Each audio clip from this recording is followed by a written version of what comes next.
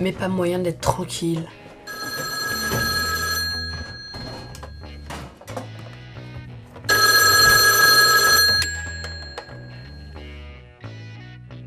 Oui, je vais me pencher dessus. Oui, je rendrai mon rapport dans les plus brefs délais. Non, je ne fermerai plus la porte à clé. Ça me saoule. Je me fais vraiment envahir de partout.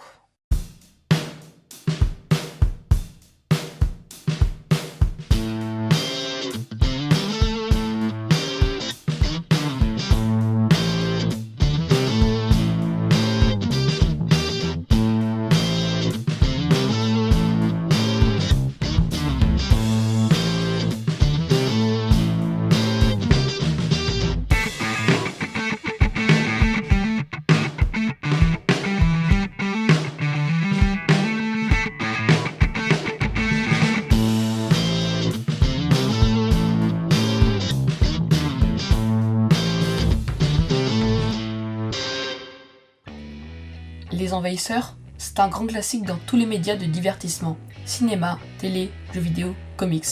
On les craint, on les combat, on les extermine. Et pourquoi on aime les voir nous envahir ? Dans les années 50, l'envahisseur n'est pas juste un alien venu d'ailleurs. Il représente le communisme, le danger rouge. Parfois, il est né de la bombe atomique. Bref, c'est l'incarnation de la peur de l'étranger, de celui qu'on ne connaît pas. Peu importe comment il est venu, il faut qu'il reparte d'où il vient, et si possible, avec une rafale de balles entre les tentacules. Un bon alien est un alien mort. En 1951, dans Le jour où la Terre s'arrêta, un extraterrestre arrive pour nous enseigner la paix. Première réaction ? Nous venons en émissaire de paix et de bonne volonté. On lui tire dessus. Ce film a eu le droit à son remake avec Keanu Reeves en 2008. Keanu Reeves, ça vous dit rien ? En 1953 dans La guerre des mondes, tiré du livre de 1898 de H.G. Wells. Les extraterrestres débarquent et veulent tuer tout le monde. Lui aussi a eu droit à son remake. Demandez à tonton Steven et cousin Tom. Alors, petit à petit, l'alien se fait plus intelligent. Il n'essaye plus d'envahir frontalement, il va s'infiltrer pour mieux nous étudier et nous remplacer. En 1956 dans L'invasion des profanateurs de Sépulture ou dans son remake de 1978. Tiens, vous reconnaissez les deux autour ? Leonard Nimoy et Jeff Goldblum, ou son remake en 1993 d'Abel Ferrara. Il s'agit de discrètement remplacer tout le monde par des copies conformes, sans émotion, des robots humains en quelque sorte. Bref, vous l'aurez compris, le cinéma véhiculait alors l'affrontement froid de l'après-guerre. À cette même époque, d'ailleurs, les Américains comme les Russes faisaient la course à qui irait dans l'espace en premier.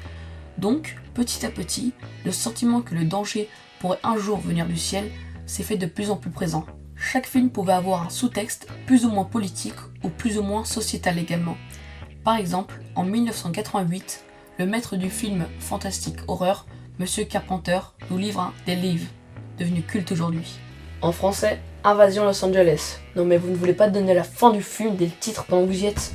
Grâce à des lunettes de soleil spéciales, un chômeur SDF s'aperçoit que la Terre est envahie et surtout contrôlée par autre chose que des humains. À votre avis, pourquoi je les garde moi ? Ce film est une critique d'un capitalisme envahissant et d'une domination gérée par les médias de plus en plus présents dans notre quotidien. À partir des années 90, la technologie aidant, plus besoin de sous-texte. On voit des films arriver sur les écrans dans lesquels il faut que ça explose. En 1996, Independence Day en est le film phare.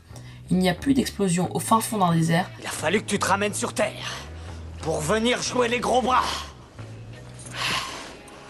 Et puis c'est quoi cette odeur de merde ? Là, ce sont des villes qui sont rasées.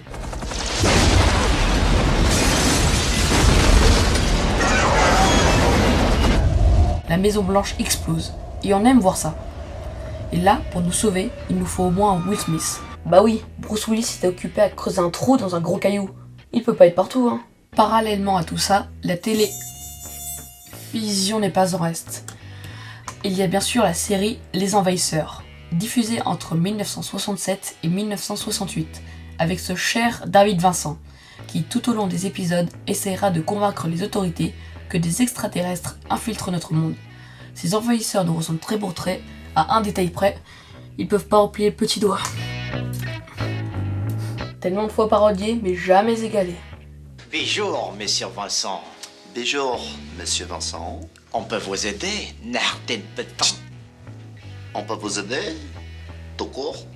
Au milieu des années 80, on voit apparaître V, la série. Dans le détail, il y a eu 2 épisodes de 100 minutes, appelés V, puis 3 épisodes de 90 minutes, appelés V, la bataille finale, et enfin les 19 épisodes de 48 minutes, appelés V, la série, sans compter le reboot. Bref, c'est le bordel. Dans cette série, des extraterrestres reptiliens venus en paix arrivent sur Terre. Mais bien vite, certains s'aperçoivent qu'ils ne sont pas si pacifiques que cela. On pourra y voir dans cette série une dénonciation du fascisme avec des collaborateurs et des résistants. On y trouve aussi et surtout 2 seconds rôles. Robert Englund, c'est sûr que si je vous le montre comme ça vous dit rien. Mais comme ça, et Michael Ironside. Lui, c'est vraiment une gueule. On le retrouve dans Total Recall par exemple. Au début des années 90, c'est la série X-Files qui fait sensation. Avec son générique iconique, sa phrase culte « La vérité est ailleurs » et avec une manière de filmer beaucoup plus cinématographique que télévisuelle qui donne cette ambiance paranoïaque tout au long des saisons. Savez-vous ce qui se produit chez la plupart des personnes qui ont vu un ovni? Un trou dans leur emploi du temps. C'est LA série des complotistes. Pour une fois, on ne suit pas un personnage random qui est le seul à savoir. Ce sont 2 agents du FBI qui enquêtent. Force à toi Mulder, je sais ce que ça fait d'être vu bizarrement par ses collègues. Et là encore, en plus des acteurs principaux qui sont connus, pour en fait pratiquement que ça, on y trouve dans un second rôle un Robert Patrick un peu plus solide dans les saisons 8 et 9 qu'en 1991. Vous avez pas la ref? Dans les jeux vidéo, alors là, c'est encore plus basique. Ça vient du ciel, faut tirer dessus. Ça n'a pas 2 bras et 2 jambes, faut tirer dessus. Le plus célèbre d'entre tous, c'est Space Invaders. Dois-je traduire? Sorti en 1978, nous faisait tirer sur des vaisseaux aliens. C'était basique, ça ressemblait à un casse-brique, mais on en parle encore aujourd'hui. Et je suis sûr que vous avez plaisir à y rejouer dès que vous en avez l'occasion. Et il a même donné naissance à une forme de street art. C'est dire l'influence culturelle de ce jeu. Après, je peux vous faire la liste des jeux les plus marquants, mais il y en a tellement, sur tellement de supports qu'on y passerait la nuit. En shoot 'em up, en stratégie, et j'en passe, et des meilleurs. En gros, nous sommes envahis de toutes parts, et on aime ça. On aime voir la tour Eiffel exploser en 4K Dolby Surround. On aime voir des gratte-ciel s'effondrer en IMAX relief. On prend un plaisir plus ou moins coupable à regarder la destruction de notre terre nourricière. C'est notre part d'ombre qui ressurgit le temps d'un film, d'un épisode ou d'une game. Si certains intellectuels analysent des films pour y trouver une interprétation, on peut aussi regarder les films au premier degré et ça fait du bien. Et non, les jeux vidéo ne rendent pas violents. Ce n'est pas parce que je vais exterminer des martiens pendant 1 heure qu'ensuite je vais aller tirer sur tout ce qui bouge dans la rue. Qu'on arrête avec ça. Mais surtout, la nature est ainsi faite. Il nous faut un ennemi commun pour qu'on s'unisse. On n'est pas capable de le faire en temps de paix, alors quoi de mieux qu'un ennemi terrible pour qu'on laisse nos différents côtés. Et quand il n'y a pas d'envahisseurs, nous devenons nous-mêmes les envahisseurs. Dans Starship Troopers, avec Michael Ironside, comment on se retrouve? Les terriens envahissent une planète abritant des insectoïdes géants. Nous sommes la première vague de feu. Ça ne fait plus de parasites à tuer. Vous devrez arroser tout le secteur et anéantir tout ce qui aura plus de 2 pattes, c'est compris?